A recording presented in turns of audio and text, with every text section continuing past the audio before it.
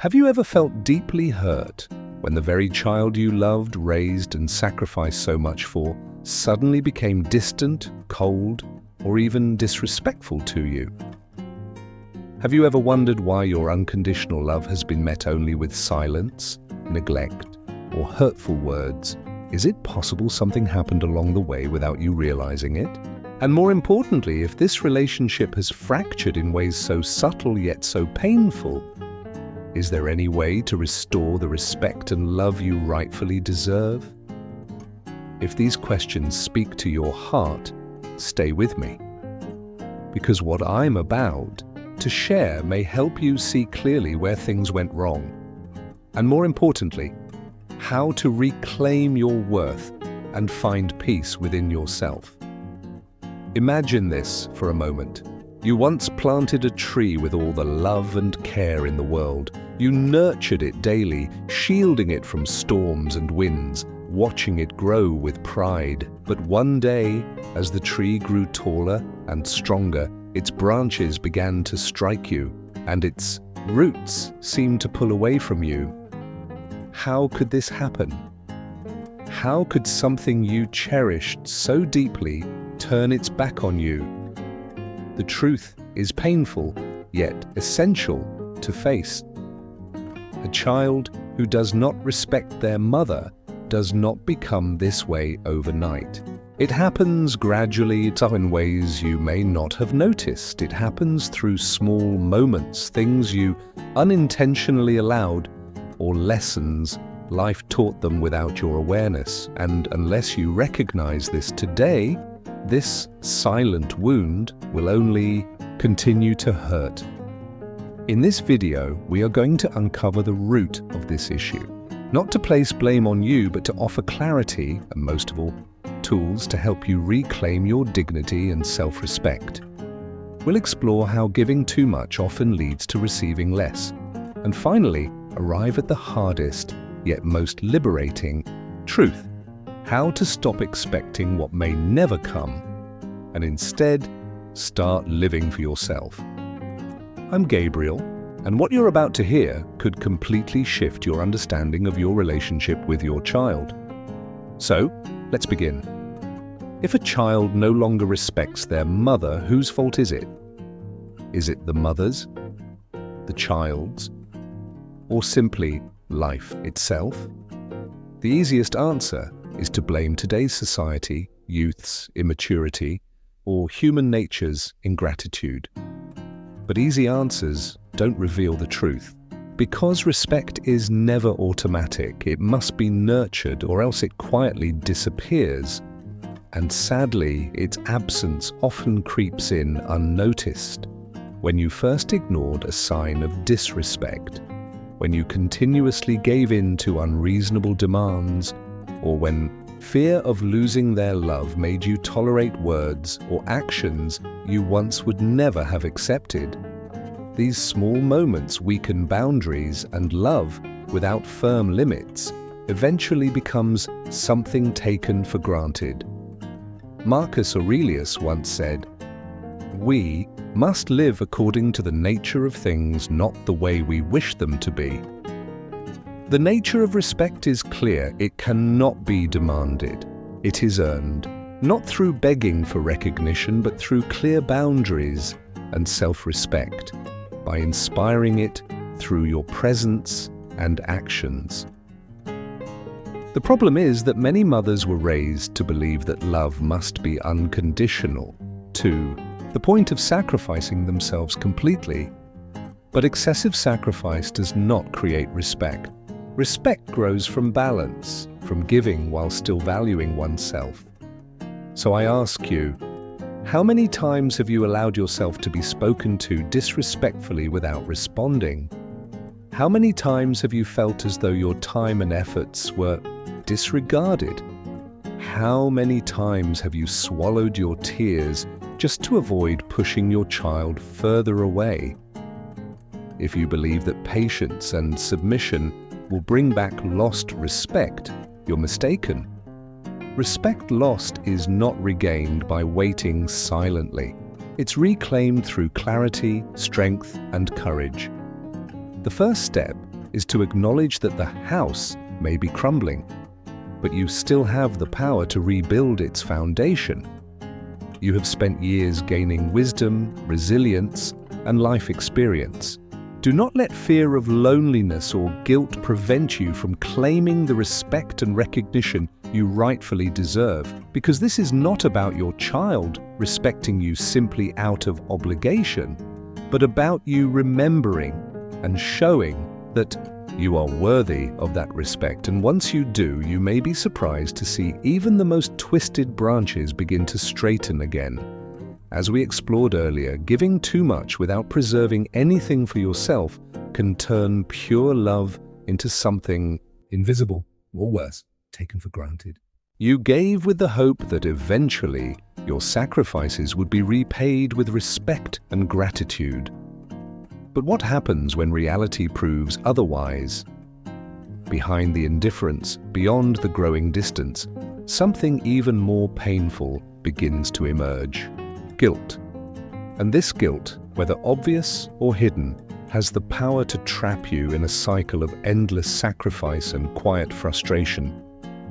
You once believed, though you knew it wasn't fair, that all your hard work and love would eventually be seen and appreciated. But instead of love, you received indifference. Instead of recognition, you received demands.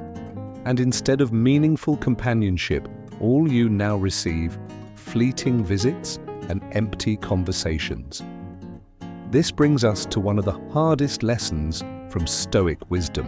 You cannot control how others perceive you. What you can control, however, is how and how much you give of yourself.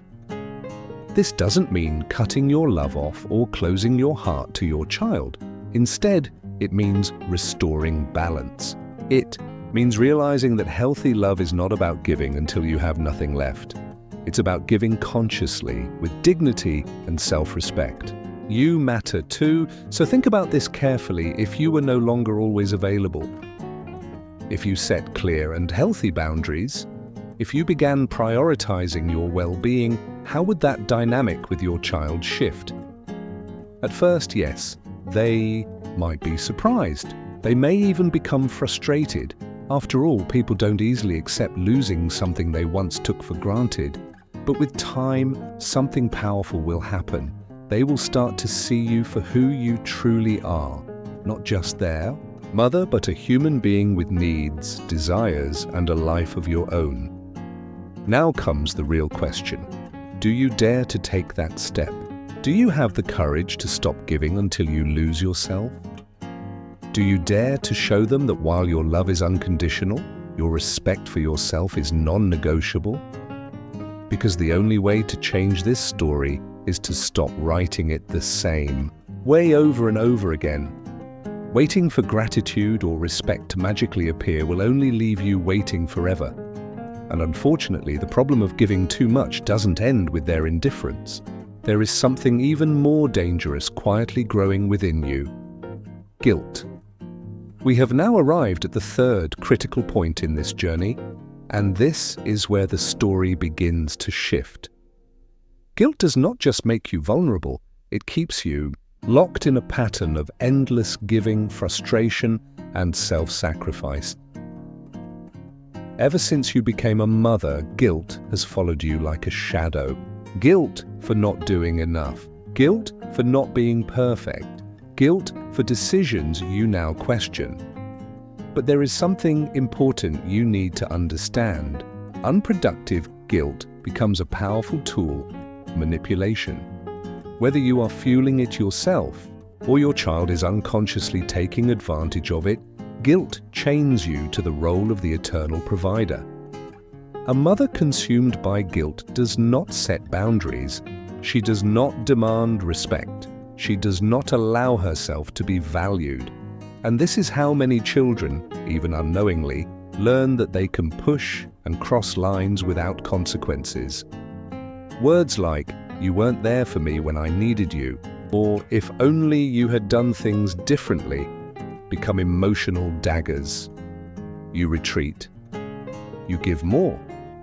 You wait for balance. But that day never comes. because guilt does not heal the past. And it certainly does not build respect in the present. Stoicism offers us a powerful truth. We cannot change what has already happened. We can only choose how to respond to it now. Marcus Aurelius once said, "Waste no more time arguing about what a good person should be one." And this applies perfectly here. Stop exhausting yourself by justifying your past. Stop waiting for others to validate your worth. Instead, begin acting from the knowledge that you did your best with what you knew and had at the time. You cannot rewrite history, but you can absolutely change how you allow others to treat you moving forward.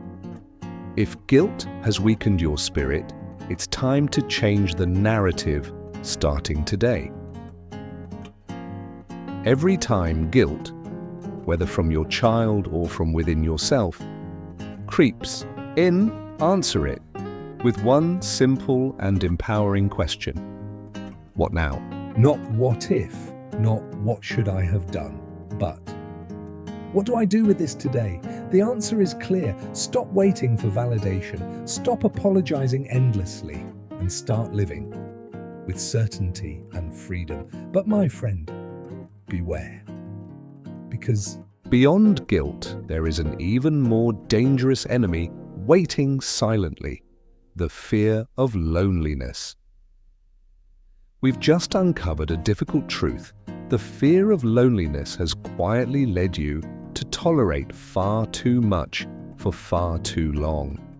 But imagine for a moment, what would happen if you dared to release that fear?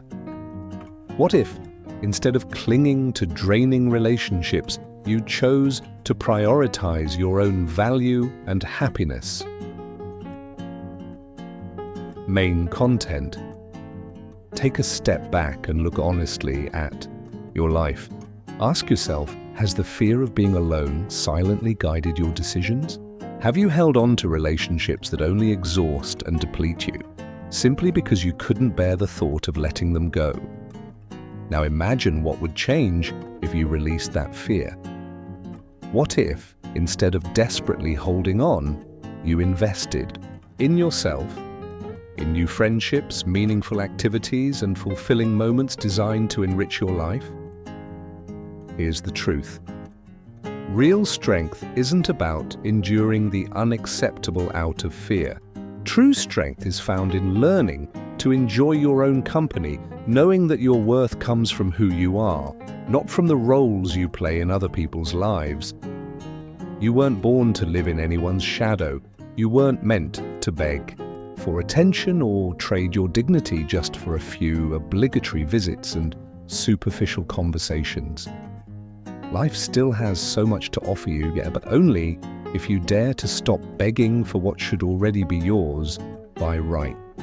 Respect, gratitude, and genuine love are never gained through pleading. They are inspired by those who carry themselves with quiet strength, by those who know that even in solitude, they remain whole. Previously, we uncovered one of the hardest truths. You can't keep waiting for others to change while losing yourself in the process. Now comes the real challenge and the real turning point. Do you have the courage to stop waiting, to reclaim your worth, and to start living fully for yourself? To reclaim your dignity, you first need to face the silence. You must endure the emptiness that comes with change. And above all, you must embrace the discomfort of doing something you've never done before. The reality? Most mothers never reach this point. Fear holds them hostage. Fear of the unknown, fear of loneliness, fear of breaking familiar patterns, so they choose what feels safe. They cling to unbalanced relationships instead of daring to take a step into the uncertain. But here's what you need to know: fear is temporary, regret lasts forever.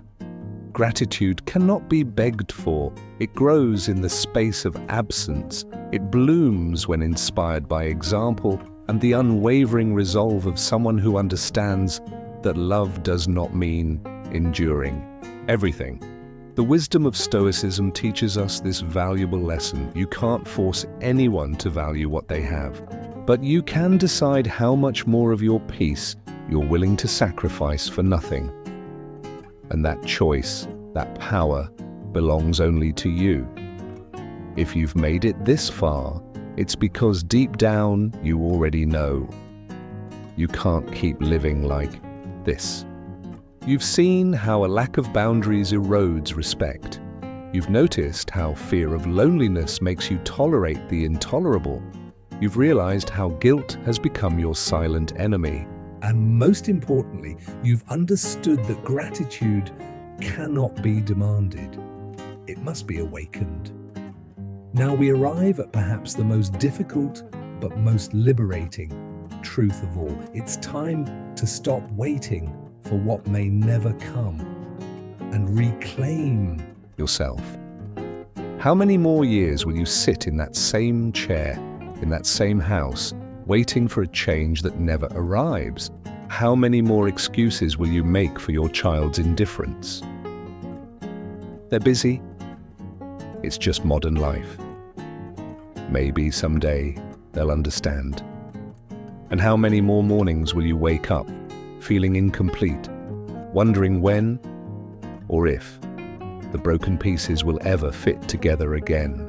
Here's the hard truth. Not all children change, not all mature, not all wake up to what matters before it's too late. And if your peace of mind depends on waiting for them to finally see, you may spend the rest of your life stuck in endless disappointment. So now, it's time to make peace with reality. It's time to untangle your happiness from someone else's choices. It's time to realize that life is still happening right now, and it's calling for you to show up for yourself.